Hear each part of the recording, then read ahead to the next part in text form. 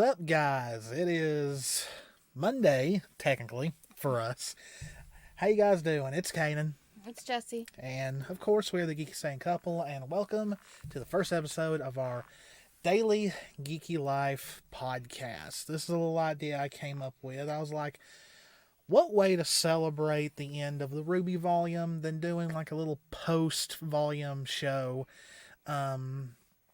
where we just talk about the volume, maybe talk about what we're expecting in Volume 9, and just random stuff. You know, in a lot of posts that Jess does for the channel, she always included this everyday geeky life like saying, and I was like, that could be something. So that's, and I even messaged the name to her, and she was like, and I did it so I wouldn't forget. And she was like, what's this? So I was like, I didn't want to forget it before I wrote it down. Nothing like random text messages with words you don't know what they're for. Yeah, the thing is, I did it like after we laid down to go to sleep. So she was like, what is this? Because I hadn't really talked to her yet about wanting to do this. So as of right now, this isn't going to be like a weekly thing. I don't know when episode 2 will be, but if we did it weekly, we would run out of things to talk about. And this does not replace Mysterious Darkness. We are planning to bring that back. It's just that when we started Mysterious Darkness last year, it was when the country was on lockdown, so we were stuck at home and we had time. We had time to do research and all that. Now, even though she's working 2 days a week, I'm working 1 to 2 days a week, so it's not like we don't have time. It's just Technically, I'm working more than that because of our business. Well, yeah, we've been getting a lot. Yeah, but I don't count that because it's from home. But it's still working. On my part, it's laziness. Story of Seasons came out, Monster Hunters came out. I've been preoccupied with other things, plus the whole thing with what happened with the channel. Put a halt on a lot of things. We've still got to do our Salem RWBY fairy tale video, which is very delayed. We might put that up this Friday. So yeah, before we get to anything, like I said, this is going to be all over the place. This is a podcast style show where we could end up talking about anything while talking about RWBY. And we're not going to go very in-depth with Volume 8 because we've done 14 chapters worth of analysis for that. So this is just going to be like, Chapter 1, what was the stuff you liked about it? Chapter 2, rinse and repeat. We might talk a little bit about what we expect for Volume 9.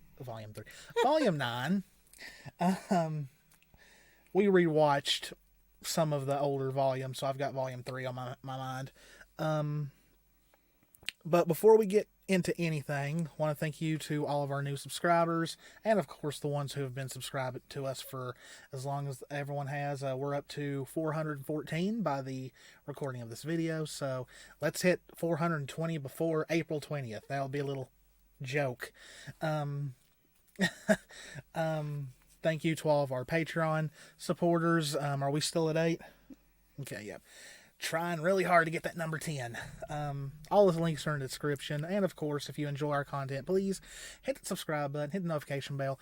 Please like this and all of our other videos. Likes help a lot. Leave a comment.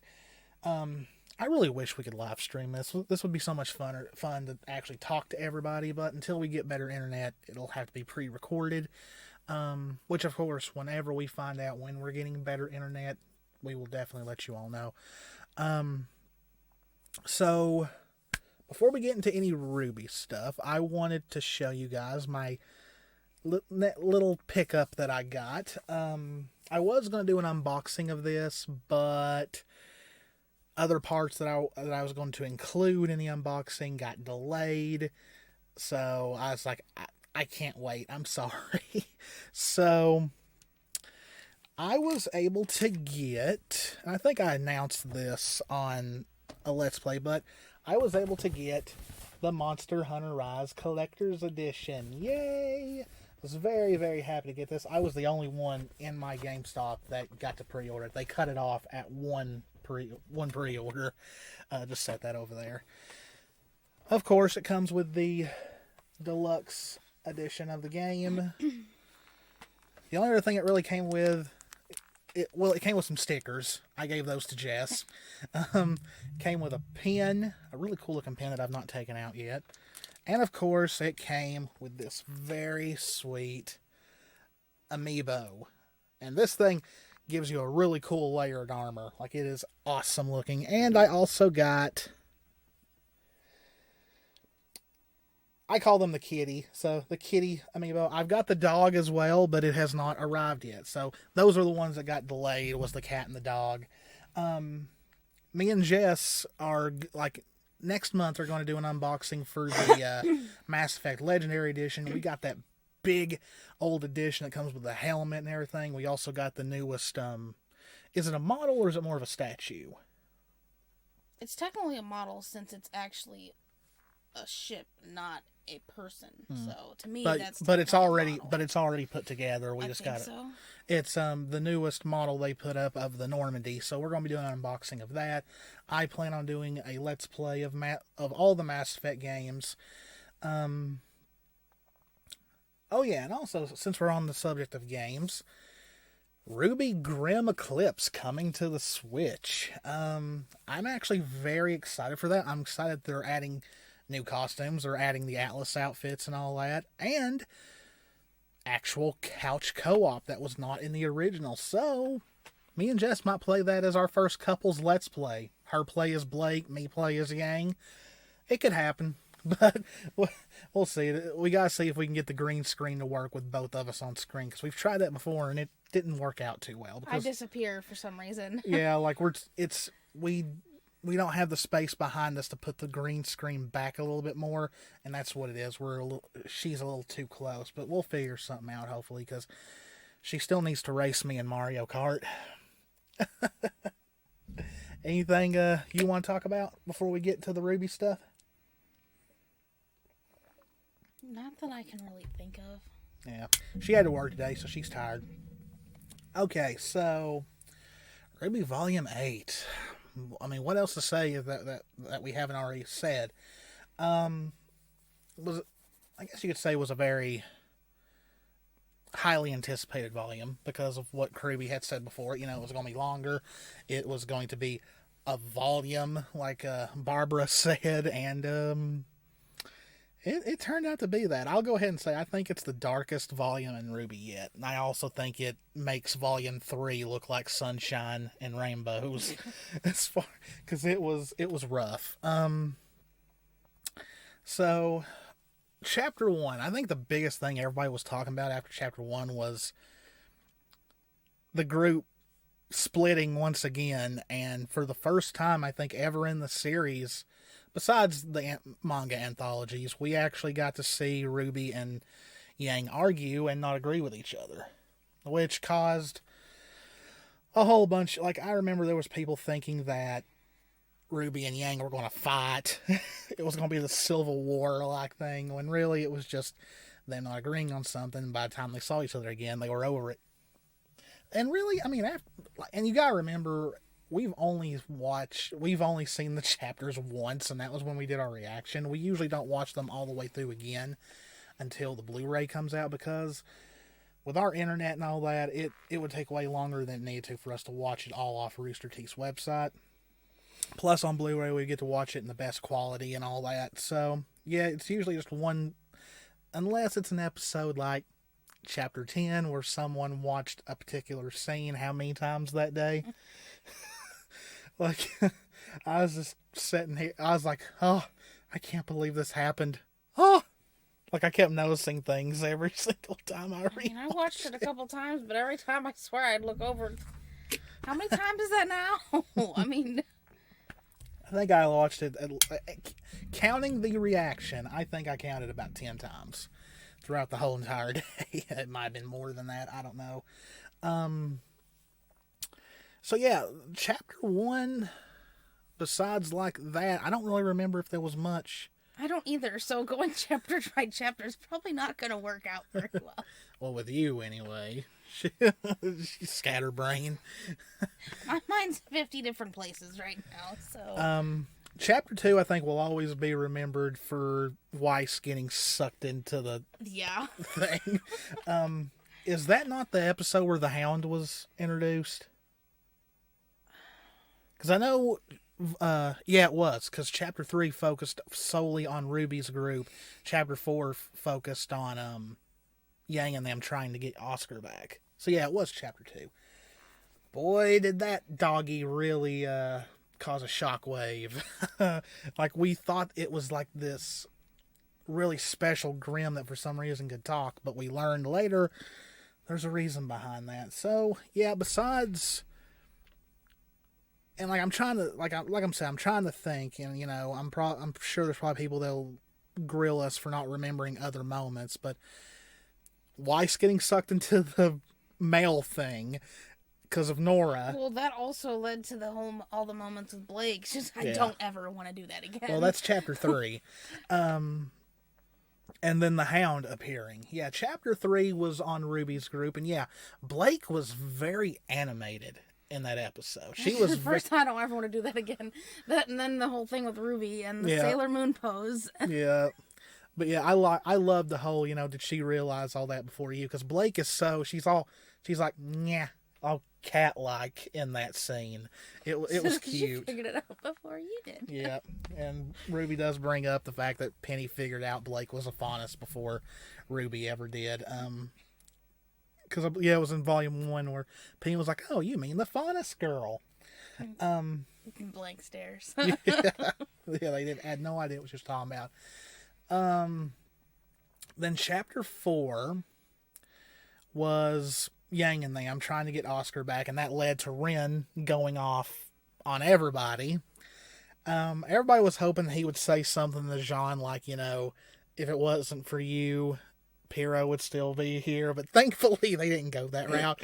They went the whole, you cheated your way into Beacon. Like, I was like, wow, that's another thing I loved about Volume 8. All the callbacks to Volume 1 and 2, like, it was wild. Like, how many Easter eggs? There's probably still Easter eggs that we missed. Everything, also with Ren through, the last volume and this one. And, I mean, I remember there was a storm over that, they're sinking this ship, or they're doing this, or they're doing this. They're I even said more. that. Yeah, and I still kept saying, no, this is something more. This is where the conflict was needed that they didn't have because they went straight and jumped in before dealing with other things, even though they took out the Knuckleby. But there was more to it, and I said, no, everybody, in most others, they're like, I don't see this going well. Just wait. It was what was needed because obviously it was building, and it's what he needed to unlock. And that was right after that, too. And, it's funny also. It kind of goes with the whole... Okay, so there's mature... there's macho guys who are also very stubborn and thick-headed. They don't want to admit they're wrong. Yeah. What? You get that way.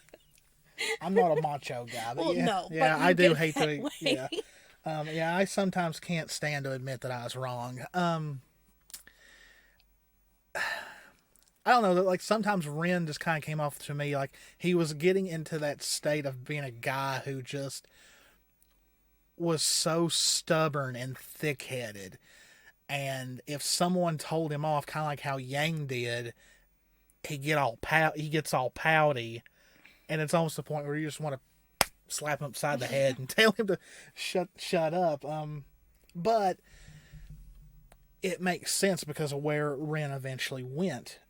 Because I always look at semblances evolving as also kind of growth. Yeah, well, growth and also in a way, it might not be meant this way, but it's almost like a spiritual awakening as well. A slight an advance in your maturity as well.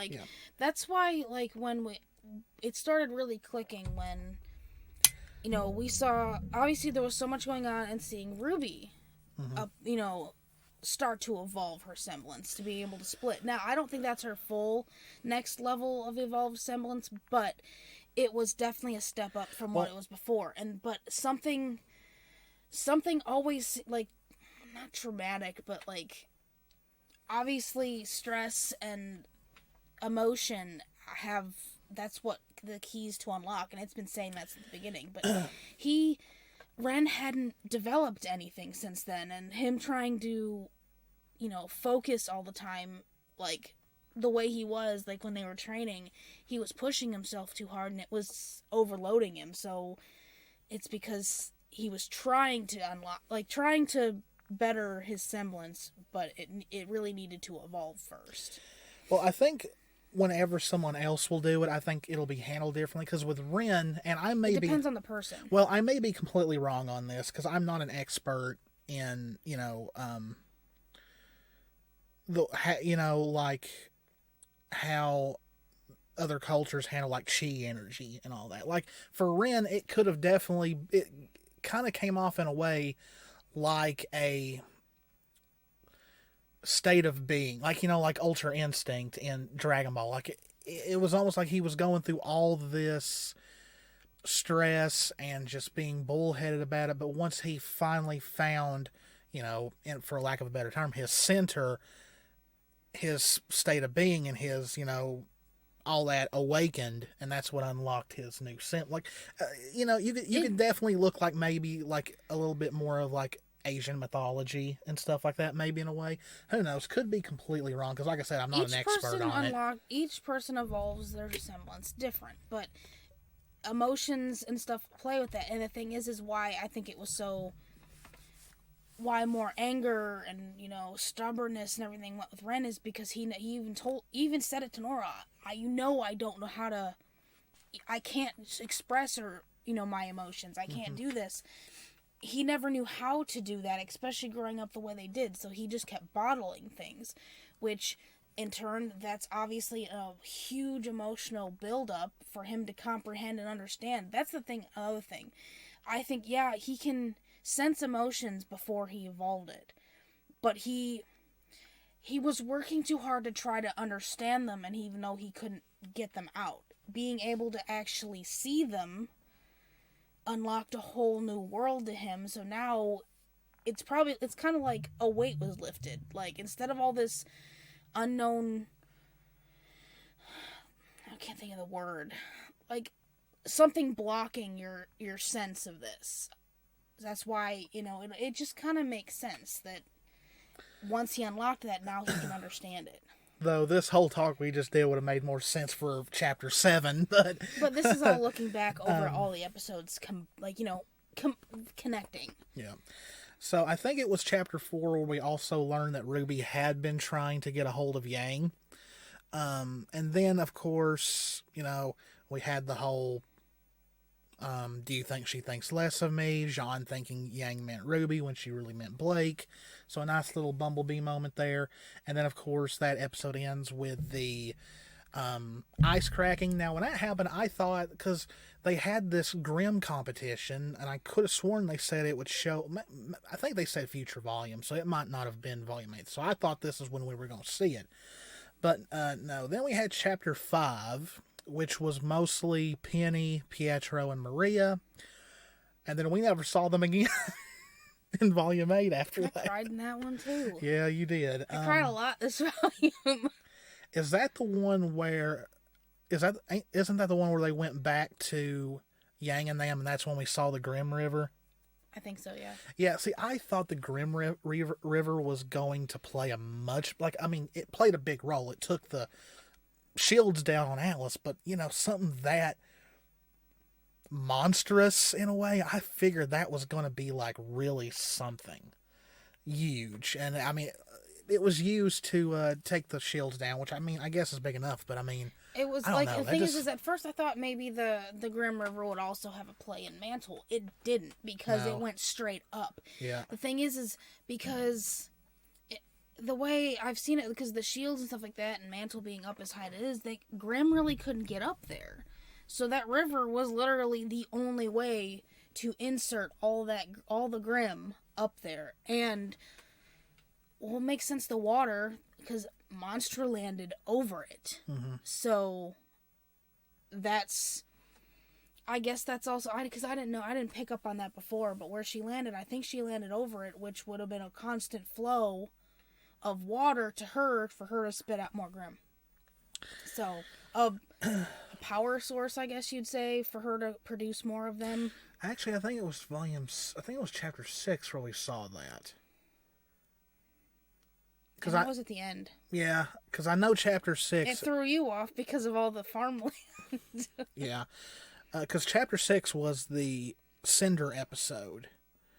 And I could have sworn... Yeah, it was chapter 6, because chapter 7 is when Winter and all them found Yang and all them. Then they saw what the river did, and then that's when they talked Winter into letting them go. And then we had the mid-season hiatus. I think I'm remembering that. Well, right. Either way, it's all in the season. So yeah. So yeah, chapter 5 happened. We never saw Maria and Pietro again for the rest of the volume. They are still up in the atmosphere. Just think, the moment it took when Penny fell for them to come out of the atmosphere, all of chapters 6 through 14 happened, and they still ain't come down. At least they're safe. Yeah, that's one thing. Then of course we had chapter 6, which was the big Cinder backstory, and this episode, at least for a good number of weeks, made people feel sorry for Cinder until chapter 13 and 14 happened. I thought this was a great episode. It was definitely pulled from Cinderella.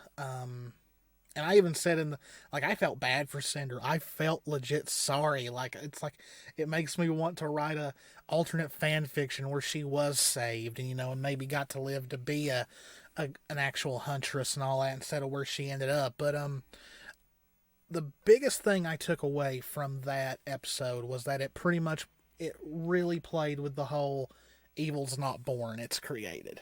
And that's exactly, it's like It showed the way that if she, instead of doing the right thing, she played it, it showed the opposite of what would happen. Well, it's like pit bulls. People think pit bulls are this mean dog, when really any dog will be mean if an owner's mean to it. It's the same way with people, best example I can think of is like serial killers. Most of them have a mental imbalance. That's mostly what it boils down to. But there have been some who were just raised really wrong and just beaten and abused, and that's how they lashed. And that's where it starts. Yeah. And I mean that's definitely where they went with Cinder. The rough upbringing. Having to always fend for herself, and so it makes sense now why she wants power and why she wants to lash out at everybody. I think it's well past the obsessed stage, but it's even to the point where she is manipulating and lying to Salem. Now, is Salem 100% in the dark? I don't think so. I think Salem knows that Cinder is lying to her, and but she has what she wants now. So. Yeah. So Volume 7, Chapter 7, Atlas is finally attacked. We find out that they are going to blow up the whale. Yang, Jean, and Ren are like, no, you can't do that. Oscar is in there, blah, blah, blah. So they talk Winter into letting them go in and find him. This is when Ren unlocks his semblance, when they further drive home that both Winter and Marrow are not 100% on board with what Ironwood is doing. And then we went on mid-season break for about a month, I believe. How long was it again? It felt like forever. But and it's funny, usually when they go on break for Christmas, it's already long enough, it feels like. But this one was way longer, and I remember I was like, man, this is the one year where I'm gonna get up on Christmas and be like, man, this is the first year I've wished I could have RWBY for Christmas. But I mean, like, it went by quick, if you ask me. I don't think we've really ever talked about how Christmas went for us this year on the channel.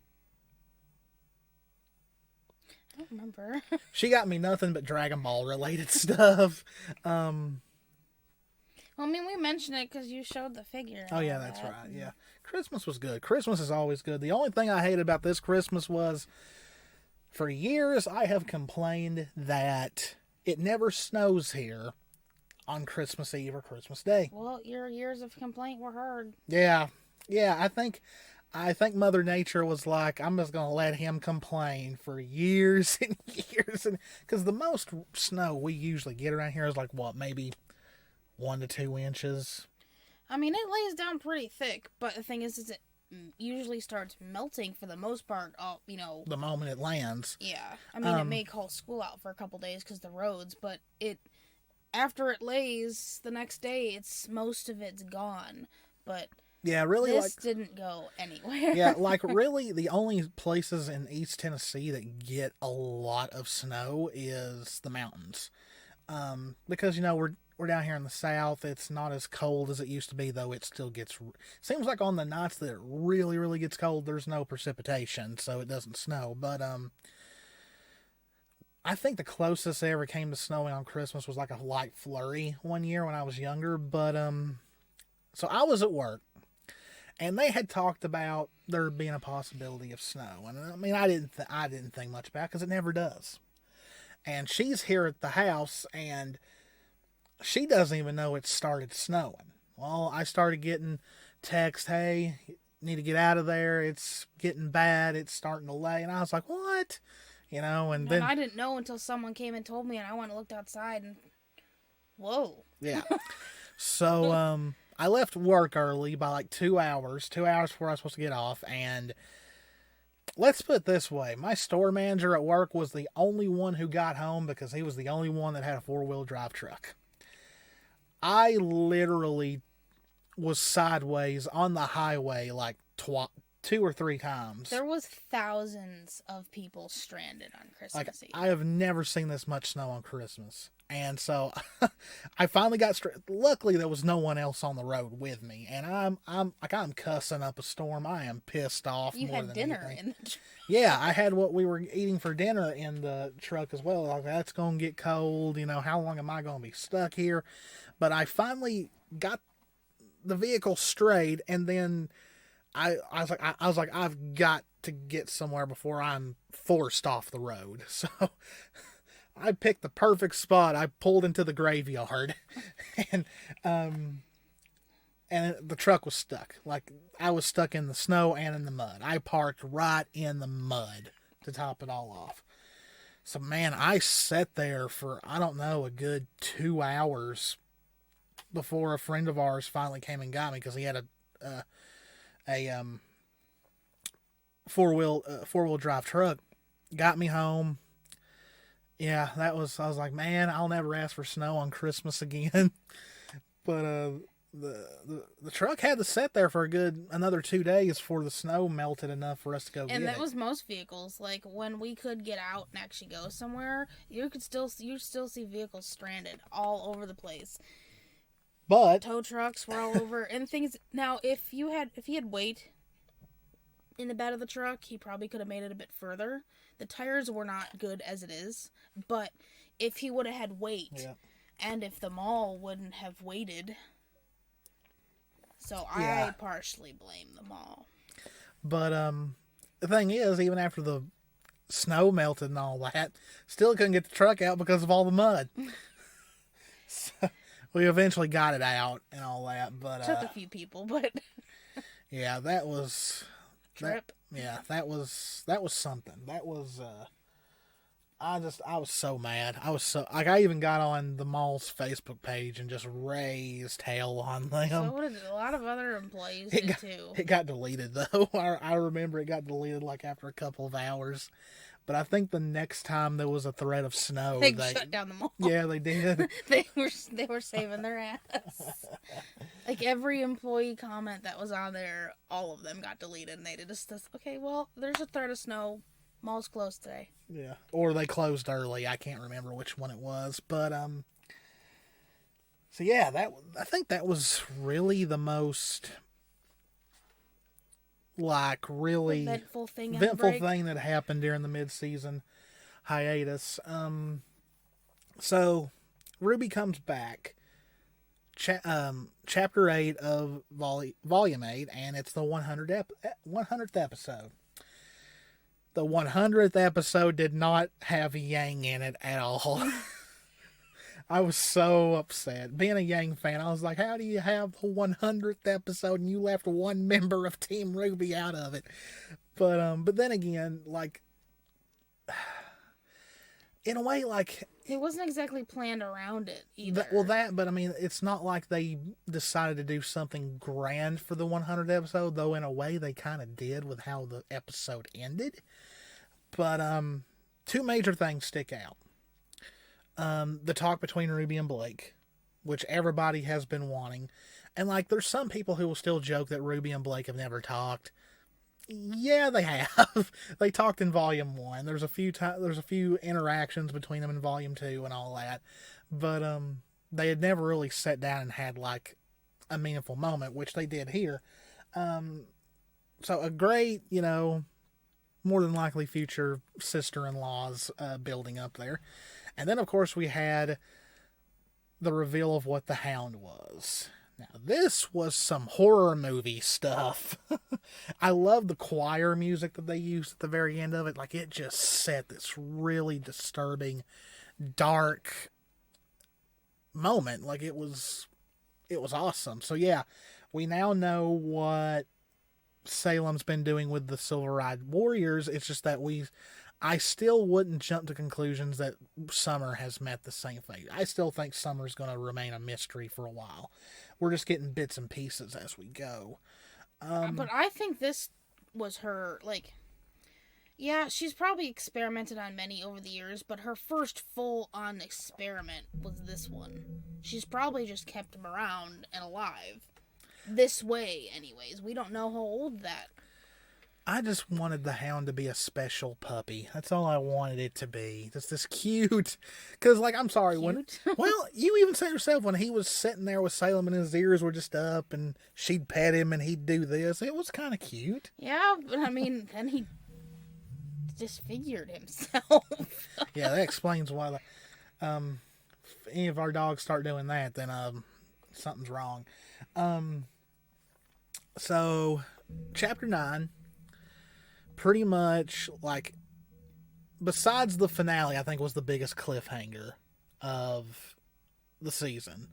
Because, we had, like, the whole pretty much confirmation that both Hazel and Emerald were jumping ship. Neo steals the lamp. Yang becomes the first member of Team RWBY to actually physically try and fight Salem.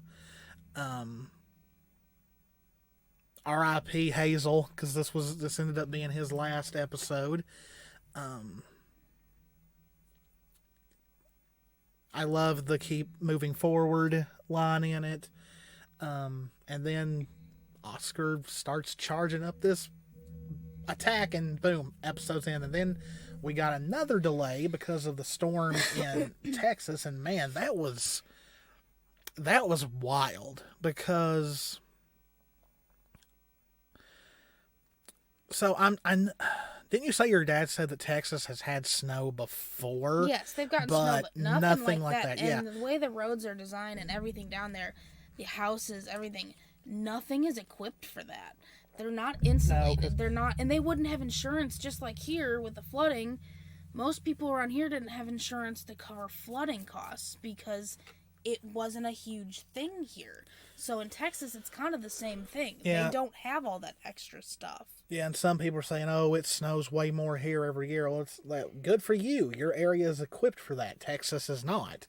I mean, there is some areas in Texas that do usually see snow, so they'd have at least a bit more preparation for it, but other than that, And I mean, it's not ton of snow. You had people without power for like days. Like I think Erin, she was posting updates like how many hours did she say without power? I don't remember, but I know it was a lot. And she eventually had to get out and go somewhere else. I think, did she say it was a relative's house, like her parents? And she said that just sitting in the dark like that started messing with her. I mean, which it will. It would. Yeah. I know. Me sitting in the dark.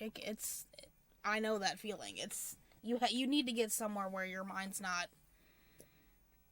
And and another thing that sucked about all that was that Claxon and Arnold, Murder of Birds, they set up a fundraiser for RWBY because of all this, and a lot of people donated a lot of money. We included the link in one of our videos, and originally RWBY was going to accept it, but then they were told they couldn't. So that was a whole thing that went on like that. I have a lot of thoughts on that, and I'm not going to go into it. But yeah. Because we know it wasn't them that, it higher up. That's all I got to say is higher up for outside of Rooster Teeth that when, the thing is it shouldn't have been a big issue. But, yeah, it's just, I mean, we were working, I know there was a lot of people pissed off about the delay, but we'd rather be everyone needed to be safe first. I mean, I was sitting here worried even about my own dad, so he didn't get the huge. I mean, he fluctuated with power. He does have a generator, but he also has he has little kids in the house, so it was a huge thing with them too. So making sure they had enough, like even food, water, everything was gone. Mm-hmm. So. I mean, that's why I worried about everybody that was down there. And Carrie was like, he was so outraged by how some people were acting. Some were even trying to talk him in to delay it for another week. But Chapter 10 did come out the following week, and boy, was it worth the wait. I don't know if I'll go as far as say it's my favorite chapter of Volume 8, but it definitely had my favorite moment. So, we have all the stuff with Ironwood and all that, finding out that he's, not... what the heck are you doing? Moving my leg. Finding out that Winter let Yang and all them go, and then we see that Yang and them's all right. Blake finally calls Yang. Everybody's been talking about all volume, like, let the girl call Yang. Because it seems like she was trying to get everybody else to call Yang. So we finally get the Team RWBY reunion. And, it was neat. New song. It's called Treasure. Still waiting on all the lyrics. The soundtrack's not come out yet. Boy, I cannot wait for that soundtrack because I definitely want to hear all this song. I want to analyze those lyrics big time.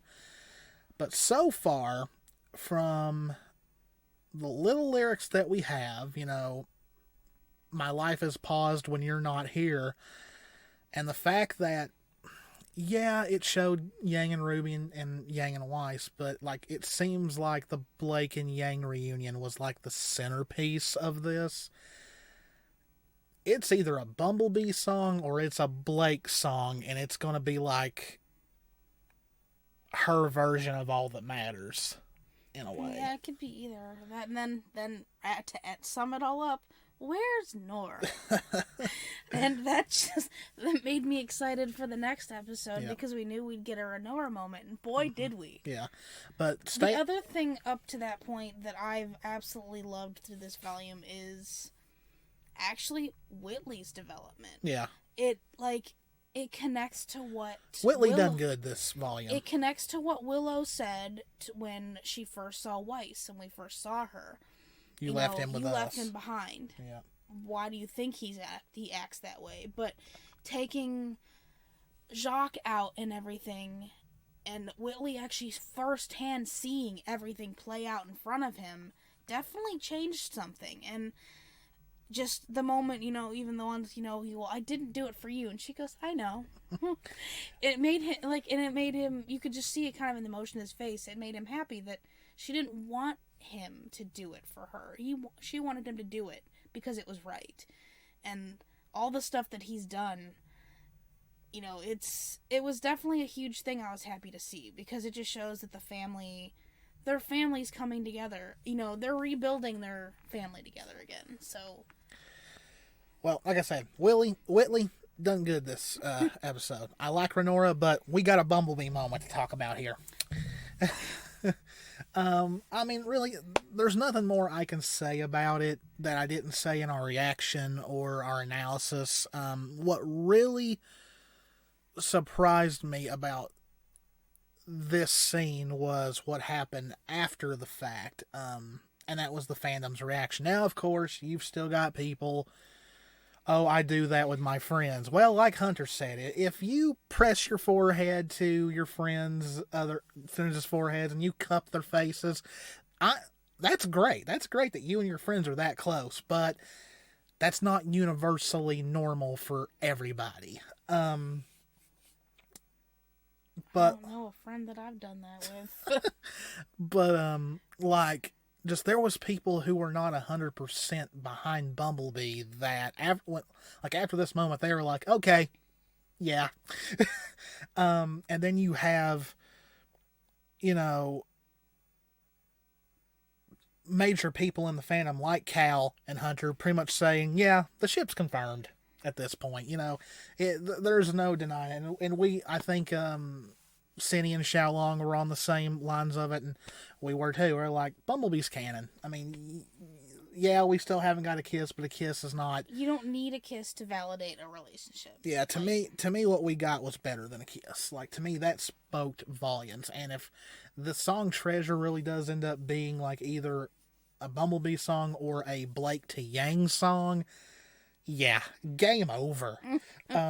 Though I do think in Volume 9 they're finally going to kiss. Like, it's the perfect opportunity, and we'll talk about that when we get more to Volume 9. Then we had Chapter 11, which, yeah, we got the Renora moment that we were all hoping for. And it was a great moment, and it was definitely needed. And well, you think it's funny, a lot of people were like, after it was over, oh my gosh, Renora broke up. No, they didn't break up. They're still together. It's just they still need, like, they need to grow. Yeah, it's like everyone, we parallel Renora with Bumblebee because right now they're the two main relationships that really share a lot of parallels together. And here's the thing though, Ren and Nora went ahead and got their kiss, but they still haven't blossomed as characters. They've not went on. They haven't had that rough patch. Yeah, that you usually need to go through before the next step in a relationship, where Blake and Yang did. Yes, with the whole thing with Adam. Now that that's all over with, they're closer than what they were, and are moving on to the next step of their lives. Which are both two different types of very real types of relationships you see in everyday life. I mean, you got the people that have known each other forever, and they just kind of. It just kind of fits, it works, you tackle one small thing together, and you pretty much jump in. Yeah. Whereas Blake and Yang, they'd started developing, had this huge, I don't want to say conflict, but the things that they needed to go through to grow, and then they got back together. But then things developed further. Here's also the big thing, though. I remember after Volume 6, everybody compared, Bumblebee with an Adam to like Ren and Nora with the Knuckle V, But the thing is, both Yang and Blake went an extensive time away from each other, where they That's what I meant. They grew from each other first. Yeah, as individuals. Ren and Nora have never had that. They've always been around each other. And they started putting that in with Chapter 3 with the whole, I don't know who I am without Ren. So... But this moment, and it was... And even though... sorry, hon. Even though they were separated for most of Volume 8, it wasn't an extended amount of time. And yeah, Ren changed a bit over that time. But Nora is now the one in conflict. Ren might be in an okay place now, But but now it's Nora Nora's turn. needs that. Yeah, so it's pretty much, and it's like with me and Jess. For most of the, see, you and me have known each other since what, 2006?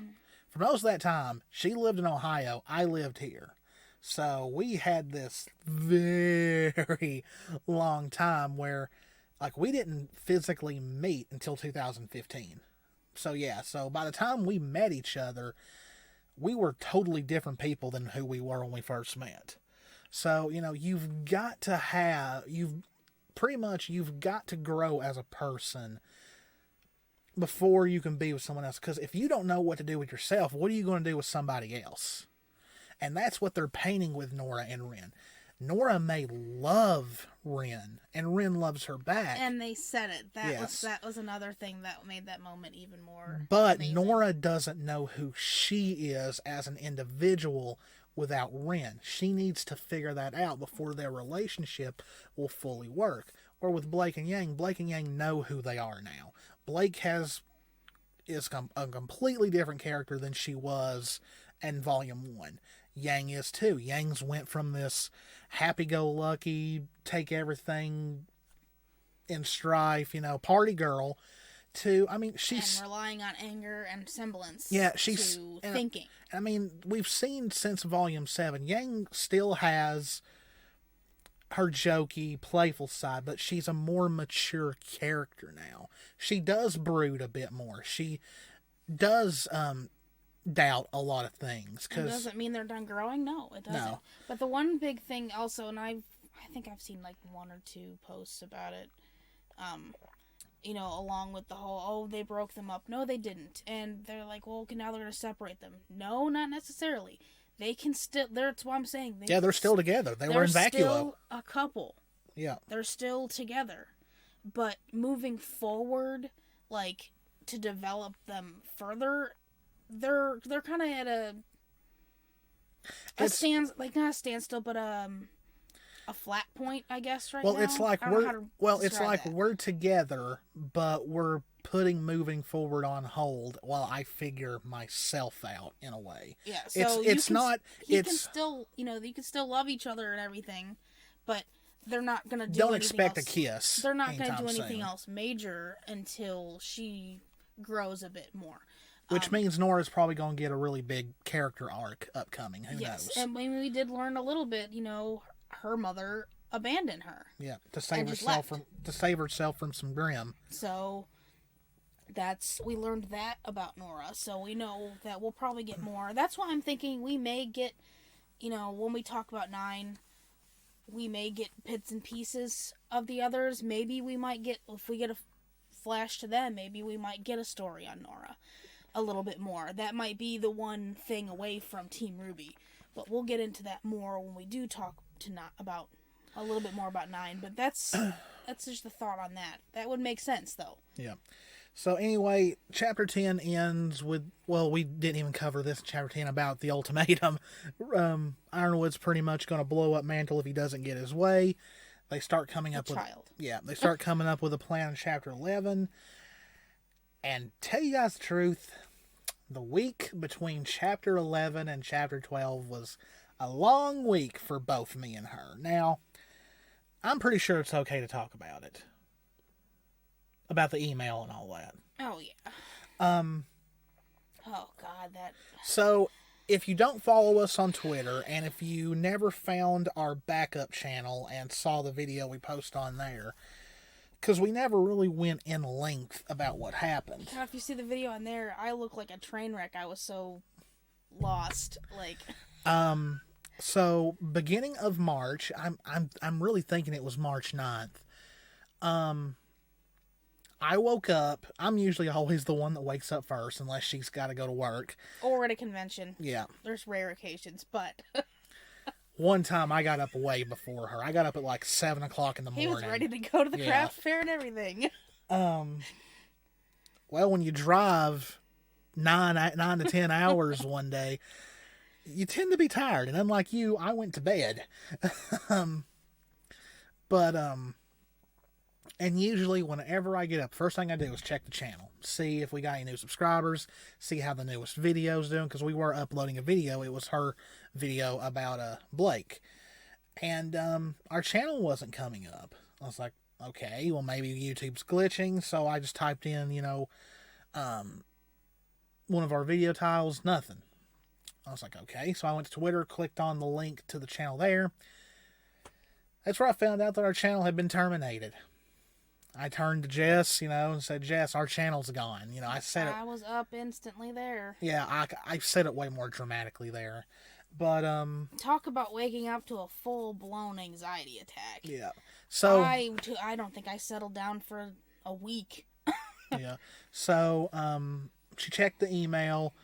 At first it said terminated. Then they changed it to suspended, but it said our channel had been suspended because of spam content and all that. Which, I literally went through, in my mind, and went through all the videos I've saved and thought, where the hell is there spam content? I read that stupid policy probably about 100 times. Yeah. I had people at work that also are on YouTube that also, have followed us too, and there's like, where was there spam in your content? Yeah. And I started breaking it down, thinking, okay, maybe reposting the same tags was doing it. Maybe posting about the free Pokemon codes was doing it. Maybe, I was trying to think, okay, well, what was causing this? Because there shouldn't have been. I thought maybe it was the tip or jar. The tip jar or the GoFundMe that I put for Dad, which is still ongoing. But it's just, we couldn't figure out what was causing it. No. And we found out why. But what were you going to say? He, out of everything, after, a day or so, I just looked over him the one day, and he just came over and just hugged me, and he goes, really, out of all of this, I feel the worst for you. Yeah, because she does. I'm behind the channel. I'm the one that's behind everything. She does all the editing, all the rendering. The screw ups is not me. It's the editor. We need a new program. We're looking for a new one, and all the thumbnails, everything. Yeah, some of them aren't the greatest, but I now have a tablet, so it's making it so much easier, so much better. But he just felt so bad because literally, I'm everything. He just talks. Well, also. You wouldn't think that because I'm on the channel way more than you. But it's because my videos, like Let's Plays, tend to be easier to put together. His is easier to put together. Like my cosplay ones, I know I keep talking about them, but they're in pieces. And you have to understand for this working at home, the small space we have, all the issues we just dealt with, it puts so much behind. That and the mail. The mail is still a huge factor in me being able to continue certain pieces. I'm not going to release half a cosplay video and then be like, oh, well, I don't know when the next part's coming. I want to be able to pre-record them so that I can they'll flow together. We also don't have a lot of space here. No, so and that hurts as well. We're trying to make a little more space. We're working on it, but hopefully this time next year we'll be in a different place. That, and I mean, it continued. I reached out on YouTube, or not on YouTube, on I did all the research, and it said to reach out on Twitter. Boy, when I posted that our channel was gone, a lot of people on Twitter added YouTube and Team YouTube like crazy. A lot of people. And the thing is that they actually got back to me, and I will say anyone that has problems with their channel, the best thing to do is to tweet. Do not search for an email. Yeah. I didn't really find one, but email versus Twitter, that seems to be monitored more. Because it's a social media network, so it's easier to get access through. Well, they said that they'd take another look the next day. Well, we're still keeping you in the, pretty much an indefinite suspension. I'm just thinking. So, yeah. I went off after that. And I was just like, you know what? I just posted this long thread to them under that comment that they sent me. That this, pretty much saying, this is unfair. I did whatever we could to fight it. And at that point, all we could do was just keep telling people to reach out. Yeah. Keep tagging. Keep doing this. And obviously, it ended up paying off. Well, so what we did after that was started to come up with what else to do. So we made a backup channel. Which I did with a completely a different email from that I already had an account with. So all I did was just pull the channel with our cosplay side of the company. Yeah. But and you know, it was wild. It was like to 100 subscribers within a couple of days, in less than a week. I mean, all we could do was start over. And we even had someone who was going to help us upload. A couple people, actually. Yeah, and then one of the bigger RWBY YouTubers, I'm not going to name them just in case they don't want us to, offered to help. And like, we talked and led us to think about some more things about how we wanted to handle this, and we didn't want to get, to protect ourselves from maybe getting flagged again for no reason.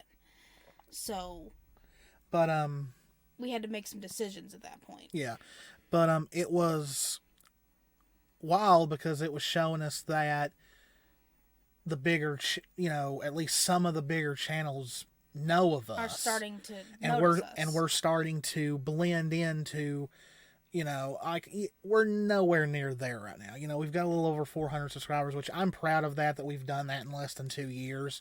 But all these other RWBY YouTubers, they've got thousands of subscribers, and all that. But to actually feel noticed that people know we exist, it's a huge thing. It really does mean a lot. Yeah, and like a couple of people even put us on their favorite RWBY reactors list, like to be on the same list as Arnold, Cal and Hunter, Xiaolong and Cinny. It was wow, because there's a lot out there that react to RWBY. But anyway, like a few days, like a couple of weeks went by. Like the channel was down for 15 days, and because I counted them, and we had just accepted that we might never get it back. Yeah, I mean, so we did whatever we could. All we could do was have people keep adding them. Yeah. And but woke up, I think on was it the 25th? I think so. So I woke up and did the thing I usually did, check how the other channel was doing. And the night before I fell asleep, it was at 111. I think it's lost a couple of subscribers by now, but it's a backup channel. So I opened my phone, went to YouTube, searched it, and it pulled up and it said 398 subscribers. And I was like, holy hell, what happened? Did we get a shout out or something? I clicked on it, and when it opened, that's when I realized that our original channel was back. Because the old banner, all the videos and all that, and I was like, I turned over and I was like, Jess, and she was like, Like, because I don't know, it just wasn't clicking because he's done this before. It was show me something, or look at this, and usually it'll start to wake me up. Oh no! You would think the emotion in my voice would have told her something. I was comfortable, okay? But I was like, Jess, our channel's back. Are you serious? She was instantly awake. So, it was kind of like the reverse of more of a happy moment when we found out about the channel. I was instantly awake and anxiety attack. No, I was instantly awake going, oh my god. So she got onto her email, and pretty much, like, this is not word for word how the email was, but it was pretty much, YouTube said they were happy to let us know that after further review, our channel didn't break any rules. So like, it never did break a rule. Yeah, so they were happy to tell us that our channel was back. And then they said, they work hard to keep their viewers and content safe, and they admitted that sometimes they drop the ball, and they apologize. So what really surprised me was that within 15 days of the channel being gone, we only lost 3 subscribers. So and gained, I think, more than that back. Oh yeah, like once we had it. Oh yeah, like I posted back that the channel was back, and like it was back over 400 like within a second. And I think since the channels went up, we've almost went up a subscriber a day since then. We're up to 414 now. So the moral of it was wild because it showed people giving us support, which, is wild. It was something else. During that time, we our Patreons went up and everything, and we're still maintaining it because we're also being able to put we have access to be able to put more on there now. Yeah, because when the channel went down, we went from like what 2 or 3 patrons to 8 in one day almost. But I'm also happier for her because, as she stated in that video, once we hit 500, we actually qualify. We're starting to qualify for sponsorships. So, I mean, it doesn't mean we're going to get them just yet. Yeah. But that's the first state where you can start applying for some of them. And, I've been working hard for a lot of them because, I mean, my following, obviously, because I'm not on Twitter as much as him, but you guys know I'm behind everything. I also have the crafting and the cosplay side of everything that I also take care of as well as my job. So I don't have much of a following yet. Same thing with Instagram. I mean, my Instagram's skyrocketed also since I've started promoting on there, but those combined weren't enough to do anything. And his alone, since he's the other side of the channel, it didn't help. But YouTube seems to be a bigger factor. So it's opening more doors the more subscribers we get. So once the channel went back up, we had to scramble because there was new videos that we had put up on the backup one that we had to get up on the new one. Like the last video that went up, like it's funny, the video that said it was our last one was her Blake video, which had been uploading when it went down, but yet when the channel came back, it was uploaded and said it had only been uploaded for a couple of hours. So which I think since the channel was suspended, it just paused everything. Yeah. But even looking back, it took a day or so, but even the view count, like the overall view count was still there. I went back into the analytics and looked at everything from like year to like lifetime numbers, and everything was there. And it's interesting going through and seeing where some of the searches come from. Like, you don't even know. It just shows you that, like, it comes from so many places around the world, because there's like search websites that I've never even heard of that are obviously from other countries. So it's definitely awesome to go back and look and see stuff like that. Yeah. But being able to see that we didn't lose anything, it was a miracle, that's for sure. And we're still going on about it. Like, I still can't believe this. Like, we're back. We fought. We're a small channel, and we fought, and we got it back. It means a lot, because this is a huge part of us. Yeah, like, I was, like, for that so long before it felt like part of me was missing when I wasn't uploading something or planning on recording something, but what made it worse, though, is just with the pandemic, with everything, with cons not being around, which cons are the other half of our life, pretty much. Seeing something, like, that was another huge factor, seeing our channel get taken away. It literally, for me especially, felt like we had nothing. Like, everything was gone. Don't know, fingers crossed, hopefully there's some conventions that'll happen this year, but just in that moment, it felt terrible. Like, I don't know, I kind of just, in my little workspace, I kind of just sat there, like, I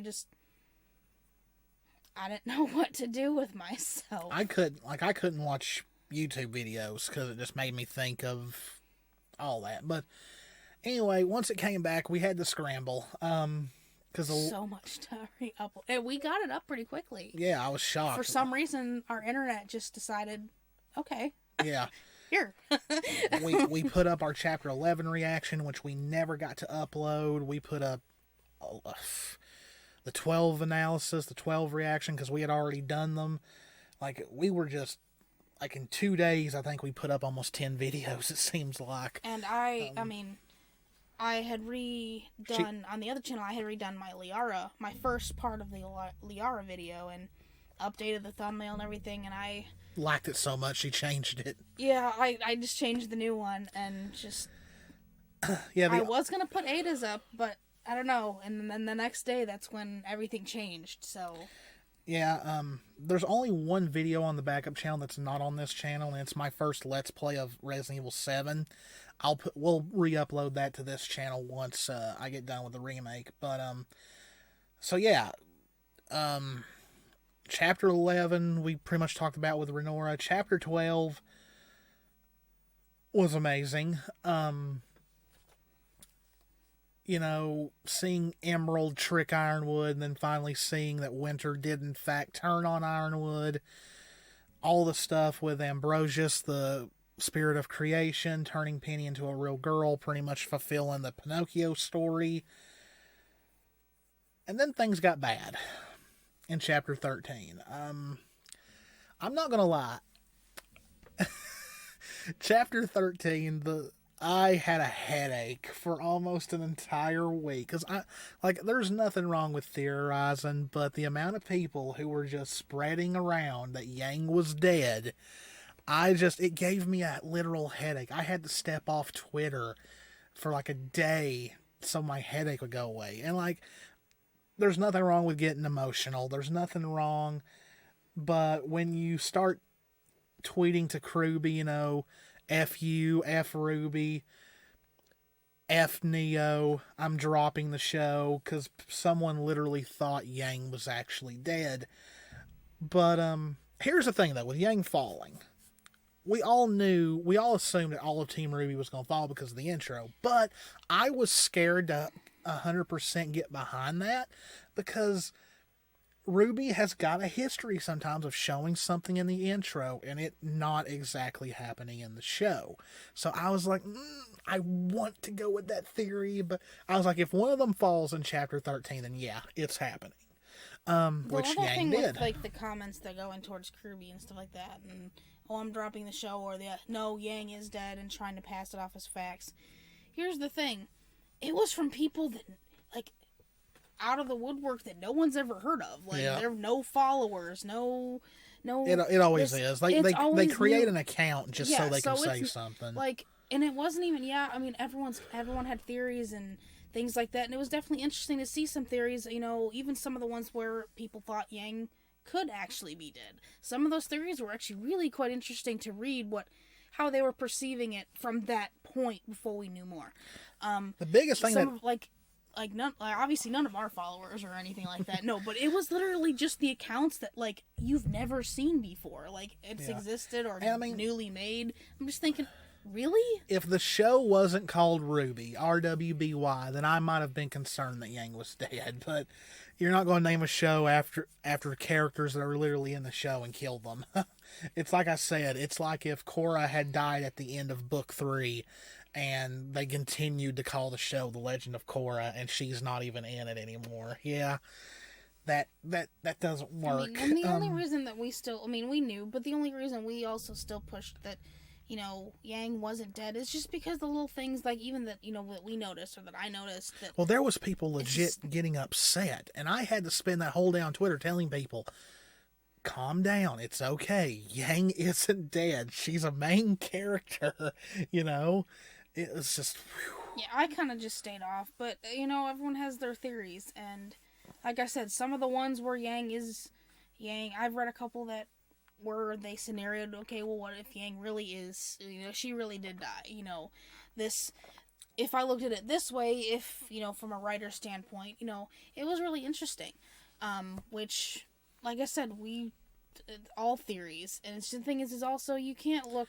It's just when you go to the extreme. You can't look into everything as well, because, you can't look at everything in RWBY literally, because it... But no, what I mean is you can't, that's why you can't... They're words. You can't read someone's emotion behind them, and you can mistake some words. And yeah, definitely. It can accidentally cause, little arguments or misunderstandings, which happens, Or, and we don't mean to. I mean... Well, it's like me. I've read someone's tweet and, completely misread it and, read certain words as something else. And just, be like, what the heck are you talking about? Then I'd reread it and be like, oh, crap, I read that wrong. Yeah. It's like that. Twitter is very, very... they need an edit button. Bad. They really do. But, yeah, that's the only problem I have with Chapter 13 is, people go like, and like I said, it wasn't people theorizing that got me upset. It was just people going around just proclaiming that Yang was dead. It was the random people in the accounts that we've never even heard of. Like, pretty much spreading misinformation. But then, you know, the finale came out. Ruby, Weiss, and Blake all fell. So, and two big surprises for me. Okay, so, well, one of them not really, because I expected either Neo or Cinder to fall. The only reason why I thought Cinder might fall is that way she would just be an antagonist to Team RWBY for most of Volume 9. But no, Neo fell, and it was Cinder that caused her to fail, on purpose, too. So that's going to be interesting. The one that I did not expect was Jean. I did not expect Jean to fall. Now, there's many reasons behind that. We'll get to that when we talk a little bit about Volume 9. But we got to talk about the biggest thing, and that is Penny died again. Oh, God. This time, probably for good. Once I started crying, I just didn't stop. I didn't cry, but boy, I came close to it. Every now and then I'll see a post that gets me choked up, or I can't, like, when we listen to the Volume 8 soundtrack, I don't know if I can listen to Friend and not at least get choked up. I'll cry again. I'm just emotional. But I think I said it best on Twitter. That's really what makes RWBY such a great show. And as many people who say that Miles, Carrie, and Eddie and Kiersey can't write, they obviously can if they can affect us in an emotional way. How many times has RWBY made you cry? How many times has it made you happy? How many times has it made you smile, made you gasp? That's the telling sign that the show has grabbed you on an emotional level.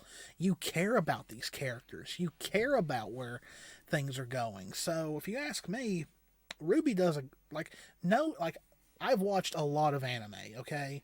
I have gotten teary-eyed on a lot of things. Kingdom Hearts is still the only video game series that has ever made me cry. You can ask her. When I played Kingdom Hearts 3 and I saw the Axel, Roxas, and Shion reunion and the Terra, Vin, and Aqua reunions, I bawled. I bawled like a baby. I cried too. That, and then the moment that, just because it also really means something to us, is the... Sora and Kairi sharing the Palpu. The drawing on the wall. I don't care what anyone says. That made them canon to me. Yeah, like that. Been waiting since Kingdom Hearts 1 for that. If you watched our video game video, I think that's the one it was in. We need to redo that. That's an old video. Yeah, but the whole series means a lot to us. But that's how we met. Yeah, was Kingdom Hearts. But we need to do a video on Kingdom Hearts, a story time on Kingdom Hearts. But it's that kind of thing. Like you connected to it somehow, and it meant so much. And that's RWBY for us. It's you connect with the characters too. Well, yeah, that's what Kingdom Hearts. That's something that RWBY does that Kingdom Hearts does very well. If you've played, getting to the end of that, Kingdom Hearts kind of plays in here. Well. Yeah, I'll get to that in a sec. But, like, if you've played all the games, you've seen what these characters have went through. You've went through all these emotional moments with these characters. So, yeah, the reunions in Kingdom Hearts 3 hit hard for me. Like, for someone that's played Birth by Sleep 1,000 times, who played Daze 1,000 times, like, it was... those moments. Like, I could probably still watch them and still cry. So, yeah, getting to what you were talking about. So the Kingdom Hearts theory and Kingdom Hearts Square kind of fits back to when they got the new outfits. Yeah, belts and zippers. The belts and that. Zippers. Like, I've never put so many zippers into a cosplay that was not Kingdom Hearts. But the ending scene with Crescent Rose and the beach, like, there were so many Kingdom Hearts related posts about that, and I even posted one myself. It was pretty much Sora's line from the very first Kingdom Hearts, the whole I've been having these weird thoughts lately. And like that thing blew up. So yeah, Team RWBY, Jean and Neo are in this other realm we're going to be doing a video on that very soon about what I think it could be. We've already done a Wonderland one, but after seeing what we saw, wanting to change my mind on that one a little bit, but just because of that big ass tree. But yeah, we'll be doing a video on that. Like, it's in our to-do list for the next couple of weeks. Another thing, like, I know I've been saying for a while, and the flags of learning about Cinder is a huge thing. She's coming to an end at some point. Yeah, like, you've said that like 1,000 times. I know, but it's kind of adding up, but that leads me to the theory that I came up with towards the end of the volume, because to me, it's obvious. I really don't think Neo would get the maiden powers from her. No, my theory is I think it'd go to Emerald. Yeah, I'm starting to think it's Emerald as well. It kind of fits because she switches sides, and if Neo got the powers, it's no guarantee she's gonna work with them to open the vault. Yeah, so, where Emerald would. And Emerald switch sides, so it would be Emerald that needs the powers to be able to open the vault. So I really do think that's where that's going to head. And it might happen. Like, and that hit me at the end of one of the volumes. Like, I don't know what triggered that, but it was something with Emerald, her switching sides, then really thinking over that we know Cinder's coming to an end. She's not really got much further that she can go for. But having the way that they delivered her backstory, that's definitely a flag sign there. So it's just, plus many other factors. But yeah, I really thought I think Emerald's going to get it. Like, it would make sense. If it went to anybody else, because we know Ruby's not going to get it. Yeah. And I know what triggered it is the look that Cinder gave when she saw the flash. Like, she saw what Team Ruby was planning. And she saw Emerald was standing there and switching sides, and she saw and heard all that, and it just pissed her off. Because she's lost control. Which I don't think Mercury's going to switch sides, but... You don't think he is? I don't know. Well, I need to see more of him, but that last moment really kind of changed that. At first, I didn't think he would. But that last moment we saw when he pretty much gave Emerald that look, you do what you need to. That told me he's thinking about things now. But, I don't think it's going to be as drastic as Emerald was, but he's definitely going to start seeing things different, but she's definitely going to lose the control of him too, and that's probably going to send her over the edge. So we may see glimpses of that in 9. That's why I brought this up now. I think they would be another one we'd see glimpses of. Yeah. Not much, but glimpses, and the thing is that could be the next thing that's going to set Cinder over the edge. Because Watts has already torn her down to pieces, which he's gone. Okay, so there's really nothing else we can really say. Like I said, this wasn't going to be like an in-depth look at Volume 8, because we've done 14 chapters worth of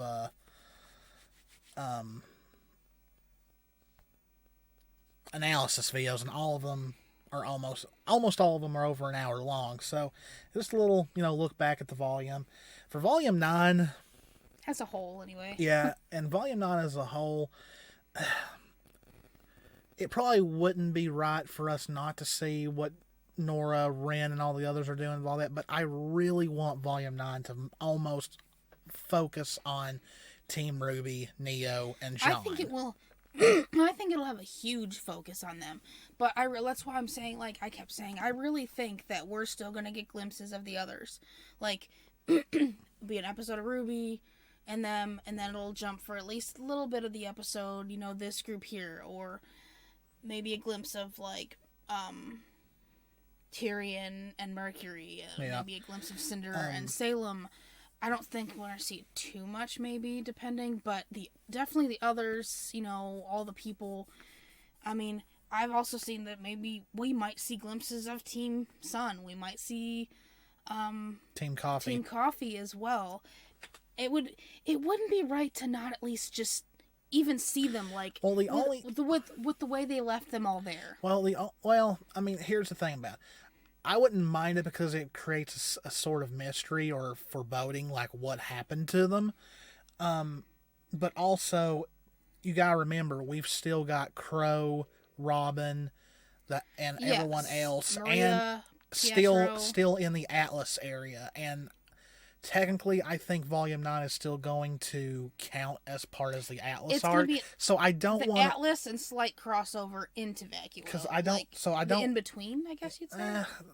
I guess from where I'm going, because Veil got 3 volumes, Mistral got 3 volumes. I don't want to see too much of Vacuo. That's That's what I'm saying. It would just be like little bits here and there, but it would be mostly focused on Team RWBY and the others in Atlas still. But that other world, originally, I thought maybe something like Alice in Wonderland.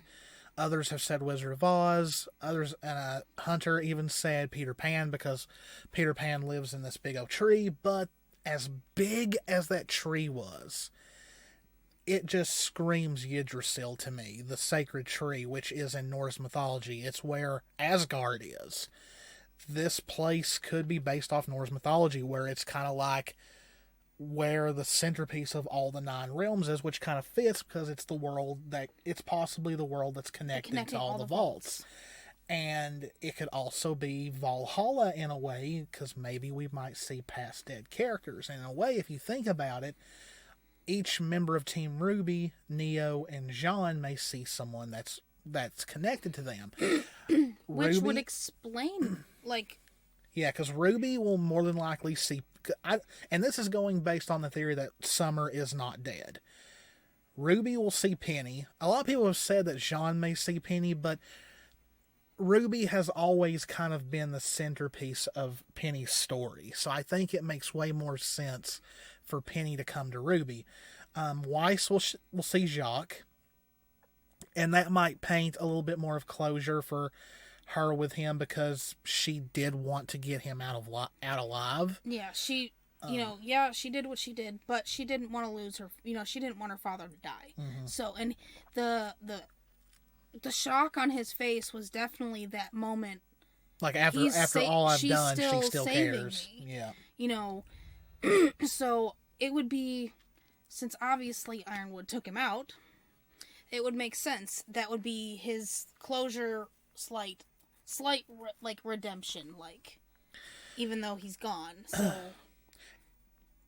quick break right here, but I noticed when rewatching Volume 5, I don't think we saw any food at all in Volume 8, but why does anime food look so darn good? I don't know, and I wonder that too. I'm gonna tell y'all right now. I can try almost everything in Spirited Away. Well, it's like in Volume 5 when they ate that big old soup. I'm not much on deviled eggs, but I was like, man, I want to tear into those eggs. And whenever Jess cooks, she has to leave certain things out because she knows I won't eat them. She loves green beans. I hate green beans. One thing that we both hate in common is broccoli. Ugh, but I've just never. But I've tried it. Ugh. There's this place we go to called Sunrise that sells all fresh, authentic Asian ingredients, and every time we go there, we're like, oh man, we need to, and because they sell the pots and the there's an entire aisle of cookware, pots, dishes that you need to cook the food with, and we're just like, man, we're making mental notes. Okay, yes, I want to get this, and we've kind of held off until we move because we don't have the space to put it. I have begged her to learn how to make sushi because I love sushi. I got the basics down, but I struggle with making the sticky rice. It takes time, and I don't exactly have someone that can teach me. So it's trial and error, which is. But it's funny. I told her she wants to get all this stuff and make food like that. I was like, you do know 9 times out of 10 most of it's seafood, right? And she doesn't like seafood, but we've found ways that I can alternative things. Yeah. She makes a great chicken stir fry. And I'm telling you all right now. We actually wanted to try to make somewhat of sushi rolls, but with my chicken stir fry wrapped in the middle of it. It would be so good. It's just I struggle with the rolling. I want you to make chicken tacos with it. That too, but this store has so much stuff, and to anyone else not used to it, this the smell of all the fresh meats and stuff when you walk in hits you like a wall. But it's just... I'm going to tell y'all right now, whenever I eat chicken wings, she dreads it because it gives me the worst gas ever. But I love chicken wings, and I love adding a bit of spice to them. Like she can't handle spicy It food. depends on the spice itself. Yeah. Like there's some things that'll get to me. Like, I mean, I have some people that can't eat Chipotle because of the spices in it, but I absolutely love it. There's some nights that even pizza sauce sometimes gives you heartburn like no other. Which we always keep apples and pickles in the house because pickle juice actually relieves it. But I can eat those out of a jar. And like I like to consider myself a spice nut, but if it's so hot I can't enjoy it, then it's not good. I couldn't go on hot ones. Let's just say that. Even when I make chili and stuff, I'll separate and add more spice to his. Because I love spice than I would to mine. But that's just because I can't. It's not worth being sick. It's like, well, I mean, you can't even handle crushed red pepper on pizza. No, it's too much for me. You can ask her. I love I'll cook crushed with crushed red pepper, but I can't actually put it on something. But she hates it whenever I make chicken wings, and like I'll either, because it's strictly buffalo chicken wings, buffalo sauce, and to a lot of people buffalo sauce is spicy enough as it is. I can't eat it. But I've tried it. But used to, I would add just a couple of drips of Tabasco sauce to it. But here recently, I've been adding sriracha to it, and it is delicious. It doesn't smell as hot. Like, I'll know when he comes in with a plate of it. 'Cause usually it's the buffalo sauce, but when he uses the hot sauce... And the other night... It smells too hot. And the other night, I was eating an Italian sub, and I mixed ranch and sriracha onto it, and ooh, that was some good stuff. The one kind of spicy food that I've never got to have it. I don't know if there's any restaurants like that around here, but if there are, we need to find it. I have never got to eat Indian food. And, like, she said that she wouldn't be able to eat it because of the spice, but, you know, you can tell them not to make it spicy. But, like, everyone I know that's had it have said that Indian food is some of the best food you can ever have. So we need to find an Indian place around here and go, because I would love to try it. But that and the other food in RWBY, the big ramen bowls. Yes, that's yes. That moment with Blake is one of my favorites. Yeah, like because I like tuna, so and it stings because we've only had, of course, the cupped ramen. I would love to go somewhere and eat. I made it. Remember, I made it the other day. Oh yeah, that's right, you did. And it was actually really good. Like, it wasn't. I mean, it's not difficult. We have another ramen dish from one of the boxes that we had gotten that was easy to make. Yeah, since we've been going to the gym, since we got a membership, well, she got a membership, we actually got it was a deal, right? Or was it? Was it free? It was a deal. Okay, we got a deal on Blue Apron boxes, and we've went through like 4 now. And now we're kind of separating them through weeks because some of the menus nothing's on it that we like, so we'll just skip a week and just go to the grocery store. Blue Apron is good. Sometimes the portions are actually pretty decent compared to other. Depends on what it is. But it's pretty good stuff. It's healthier for you. It's the right ingredients, right proportions. But we haven't found an authentic ramen shop around here. No, not around here. You probably won't find one around here. But there might be one. I mean, we struggled enough to find a bubble tea. Yeah. Which actually our mall in Knoxville has now. And if you ever want to know where our 2 go-to places to go eat out is, Texas Roadhouse, Chili's. Yeah. And I had never ate at Chili's before until this year. Sometimes lunch McAllister's if we're in the area. But I have never ate Chili's before, and I thought it was going to be a place like maybe TGI Fridays, which both of us have gotten food poisoning from there. 3 times over the course of my life. I'm never going back. And I thought maybe it'd be kind of like Applebee's. Now, I like Applebee's. Jess doesn't really. She sees them as an appetizer and restaurant. That's kind of what they are, but I will say their appetizers are actually good. So, I mean, if I want to go for just a bunch of appetizers... But we finally decided to go to Chili's, and oh my gosh, their cheese fries that you can get are to die for. And now I can see why they've always bragged about their ribs. Their ribs are delicious. He had me try a piece too, and they're so good. But yeah, that's usually our two go-to places. We went to Longhorn, which they're more expensive. It's kind of like the closest to fine dining you can get around here. And I gotta say, I think Texas Roadhouse has better steaks. It had a lot of fat on it, and just I couldn't finish it. It didn't equal out to what we paid for it. Yeah. So, I mean... There's a lot of people, and I'm going to tell everybody right now, Olive Garden is frozen, reheated food. Don't spend your money there. I mean, I've gotten better steaks from the store and had less fat on them for the price of what we paid at Longhorn. People are going to hate on us what I just said about Olive Garden. But, I mean... They might have changed. It's been a good while since I've ate there. Don't get me wrong, Longhorn is good. They are, and their food is good. But it's just, the price versus what you're getting... It just didn't add up. And you're still talking about Longhorn when I brought up Olive Garden. I know. Olive Garden, I haven't been there in a long time either. But last time I went, here's my problem with Olive Garden. You can get spaghetti, and it's like $15. You can go to the store and make yourself spaghetti for $10. $15, we would eat on it for 3 days. Yeah. So, I mean... But who knows? Maybe we need to chance it and go there at least some point and just see if it has changed. Because they were supposed to go to more authentic. I will say I still like their salad and breadsticks. That was a huge thing, and it still is. Oh, I had a shrimp pasta dish there one time. It was really good. Who knows? They were supposed to go to a more authentic,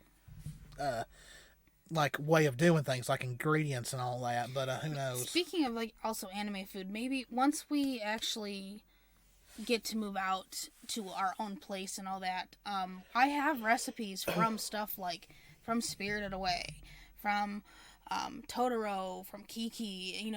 I actually have those recipes that people have put out there.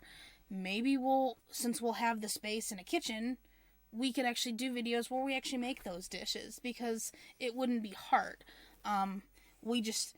That's another thing. That's another reason why we haven't really stocked up on stuff from our favorite Asian market, because we don't have the space here to do so. And we need the special pans, and we want a full dish set of authentic, Japanese stuff. Okay, we've went on food long enough. Yeah, So anyway, back to Volume 9. Ruby will see Penny, Weiss will see Jacques. I think Blake and Yang will see Adam together, because there's no one else really that Yang could see. That would fit with her story, because, like I said, I don't think Summer is dead. Neo will see Roman. That's where she'll learn the truth. That's what I was going to say. That's, I was confused on so much why it was Neo. But then it kind of quickly once he mentioned that theory, that it would definitely turn her even more against Cinder. Because Cinder manipulated her to believing that it was Ruby's fault that Roman died. But obviously hearing it from him would tell her, hey, look, she didn't kill me. I got eaten. Yeah. But the thing is even though he got eaten by a Grimm, that still falls back on Cinder. Because that's Cinder's fault. Because she put that plan into motion. So it all goes back to her. So... earlier I said I was shocked that Jean fell, because originally I thought maybe Nora... I did too. I thought it would make sense since the whole thing of Nora saying, she needed to find herself. And go on her own journey. So I thought Nora was going to fall, but no, it was Jean. So, only thing I can come up with is why Jean fell is that he's going to see Pyrrha. We're going to get an Arcos I'll reunion. cry again. But other than that, the only other thing I am... it's going to be like a spiritual journey for Team RWBY. I don't know if we'll get a time skip or anything, but... I don't think much time... I think they'll come out... in there compared to out is gonna... I do think they'll come out wiser and stronger. They may learn things to help them in this battle. Yeah, I think it's going to be... they need to know. I think it's going to be a very lore-heavy volume. Also... since we've been rewatching some of the other volumes, going back to what was said, Oz you can't destroy Salem. Okay, can't destroy doesn't mean you can't stop. Well, a lot of people theorize that she was meaning that Oz himself couldn't. That's the thing is Oz can't. But the thing is it kind of goes both ways, though. Oz, she can still be stopped. Even if it still stands that she can't be destroyed, she can still be stopped one way or another. And other people kind of also used that part in Volume 7 when Nora said maybe that means someone else could, and the camera pans to Ruby. So, but the only other thing that I'm pretty like 99% sure is going to happen in Volume 9, Blake's going to kiss Yang. To me, this is no better moment, because she thought Yang was dead. So you would think the moment she sees her, she's going to run to her, jump in her arms, maybe say something like, "I thought I lost you for good." If they don't kiss, something is wrong. But that's really, I mean, there's not much to go on until we get a trailer, some more information. So we've been talking for about an hour and 35 minutes. I think that's a good place to end, because we pretty much talked about what we said we were going to talk about. We literally went through. Well, the thing is this was the journey we went through for this whole volume, which included life. Yeah, and also just talking about, just other random stuff. Yeah, food and games. So, things that we've got planned for the channel upcoming as far as RWBY related goes. We've got our Fairy Tale Theory of Salem. I'm reading from my dry erase board here. And then our season finale for the Fairy Tale Theory will be Bumblebee and Beauty and the Beast. That one might take a while, because I actually want this thing to be there's going to be a lot more editing in that one. There's stuff I actually want to really put into this one. We're going to do a video comparing Bumblebee and Renora in Volume 8. A RWBY Theory video about the world that they're in being based around Valhalla and Asgard. And then I want to do a video about Yang and comparing her semblance to Super Saiyan, because we've all known for a long time that it has so many similarities, but I want to go a little bit in depth with it. Other than that, I don't know what Jess has got planned. I do have RWBY cosplays also planned, but that's the stuff that I've been piecing together. So we're still working. I'm still working on that. The rainy weather has actually also not helped. It's slowed not only the mail down, but painting anything, getting things, even in the house, painting's taking forever to dry. So it's just taking things a lot longer. Also, the Let's Plays that I've got planned, I'm mostly going to focus on Resident Evil Remake, because I want to get through that very quick so I can get back to Resident Evil 7 before Resident Evil 8 starts, or comes out next month. I'll put some Story of Seasons videos up when I can, maybe a Mario Kart here and there every now and then. But, yeah, I need to finish some games. Eventually I'll go back to Fire Emblem. But, I hope you guys enjoyed it. I really wanted this to go as long. I really wanted this to maybe go an hour, and if we're not careful, this thing will be 2 hours long. So this is going to take forever to render. Mark points, the video points in the description to kind of. Oh, also, once I can find them, I'm going to be opening Pokemon cards again. But as of right now, you can't find them anywhere. You can't find them anywhere. So I want to open Pokemon cards so bad I can't stand it. But yeah, hope you guys enjoyed it. This was definitely podcast length. Really wished we could have live streamed it, but one day. But as always, guys, if you enjoyed it, if you stuck around this long, please hit the subscribe button, hit the notification bell, click that like button, leave us a comment. As always, guys, this is Cannan. This is Jesse. We love you all very, very much. Stay safe out there. Take care of yourselves, and we'll see you in the next one. Bye.